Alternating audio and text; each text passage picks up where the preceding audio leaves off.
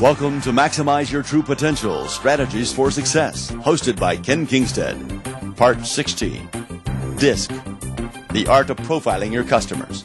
This series will give you the edge to recognize and then achieve your goals through its philosophy of constant, never-ending improvement. Strategies that will become a fluid part of who you are. Maximize your true potential, Strategies for Success. Your first step to success, beyond your imagination. Hey, welcome back. Again, I want to thank you for putting some time aside. This next session you're going to love, okay? It's about personality profiling. Now, we understand a lot in our last tapes regarding the type of communication breaks down to visuals, the auditories, the kinesthetics. We learned that matching and mirroring those people were very, very important to do that, to get across, because 55% of our communication is unspoken.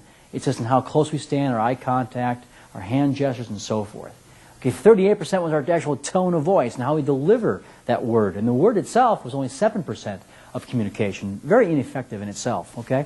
But we understand that, and we utilize our sensory acuity, remember? In everything we do in life, we should know our outcome. We should use our sensory acuity, exercise our flexibility to achieve our goal or our outcome, to take action on those things. So there's a lot of things we discuss to kind of bring together to have rapport technology in our deal. But the things we want to talk about here is personality profiling. Now listen, there's 4 personalities out there, okay? There's a dominant personality, there's an influential personality, there's a steady personality, and there's a compliant personality. Now each of these people act differently, and they want to be treated differently. A dominant person, he's very task-driven. He doesn't have a whole lot of people skills. He's driven off of getting people led through the battle.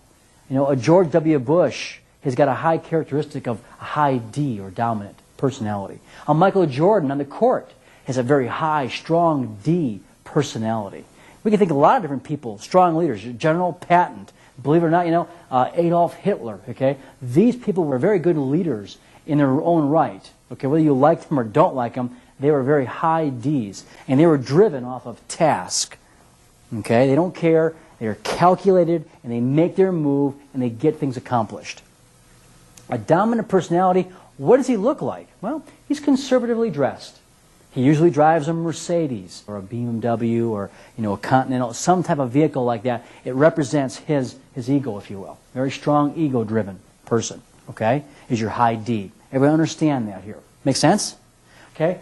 Your I is a strong people person. Typically, most salespeople are very high I's. They're like the center of attention.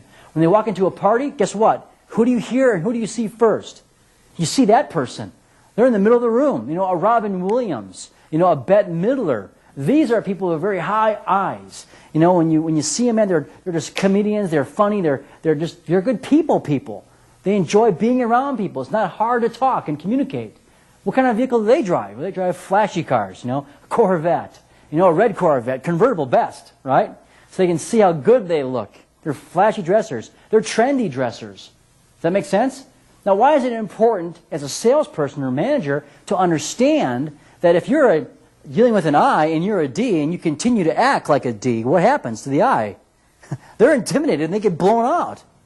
Make sense? How about the S? The S personality is the person who's very, I guess, family-driven. Okay? What I'm saying by S, I'm referring to, let's say, a person like a Rosalind Carter or Jimmy Carter, for that matter. You know what did he just get? He got the Nobel Peace Prize, right? And the people that you can look at around your dealership who are very S-type individuals, they're very touchy-feely kind of people. They like to give you a big old hug when they see you. Does that make sense? What kind of car do they drive? Well, guess what? They drive more or less a station wagon. You know, and they got the kids all piled in with the soccer emblem on the back, right? They're a very strong people person, though, aren't they? And by the way, I told you the I drives what? The flashy, trendy cars? What kind of sports do you think an high I would like to look at and watch or participate in? If the D is a very dominant person, what do you think he would like? Football, probably, right? Hockey, you know, contact sports, boxing, right? He loves those kind of sports. The high I, he's more or less into the what? Me-type sports, right? Can you think of anything like that? How about a game like polo? Maybe something like that, right? Again, that's the kind of sport or person we're dealing with in terms of that process or that type of game. It's a me type of a game. How about S? Again, I think S would be softball. Come on, guys. Let's all pile in my car and we'll head down to the game and we'll have a good game of softball. You know what I'm saying? You see the difference in personalities each person has? And we have to be flexible in our process. How about the C, or the compliant personality? Again, very task-driven. Not much of a people skill type individual at all. Usually it's your bean counter, if you will. Your accountant, right? Those individuals are very analytical in their thought process. Your comptroller. And most dealerships are pretty much very C-driven. Hey, not one of these is right. Not one is better. You need all these people to have a really good business. You really do. You need someone who's going to lead the charge. You need someone who's going to be selling. You need someone who's going to hold the team together. You need someone to count the money and make sure we're doing things right and we're measuring things. So the combination of these four people coming together, strong. If you got two D's in a room, what do you got? You got a fight, don't you? If you got a bunch of I's in a room, what do you got? You got a party, right? Everyone's playing around, having a good time.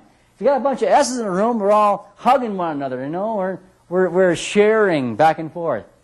If we got a bunch of C's in the room, heck, we're having our slide rule convention. We're not doing a lot, you know. So we have to have a combination of all these types of individuals.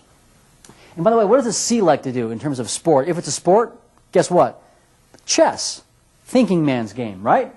So that's a difference in personalities.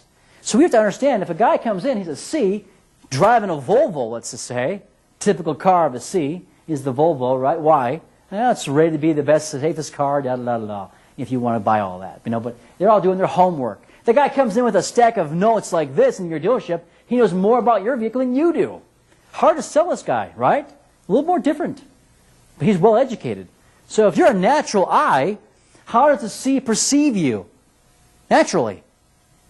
Flash in the pan, you know? Give me somebody who's really educated. He's not going to really hook up with you very well. So we got to learn to slow down, look at who we're dealing with to better meet them at their level. Remember, words, tone, body. Remember, visual, auditory, kinesthetic, our recipe for success, and tie it together with this. That's a lot to absorb. It really is. But I'll tell you this. It is powerful. Now listen, we're all four of these, by the way. I know some of you are probably thinking, well, I'm a little bit of all that. Yeah, you are. But you're dominant. The higher you go, here's our baseline, our 0 mark. You can track this and say, the higher you go here, the stronger the tendency is. The lower you go here, the lower the tendency goes. And this is how mine looks, just so you all can kind of get an idea of who I am.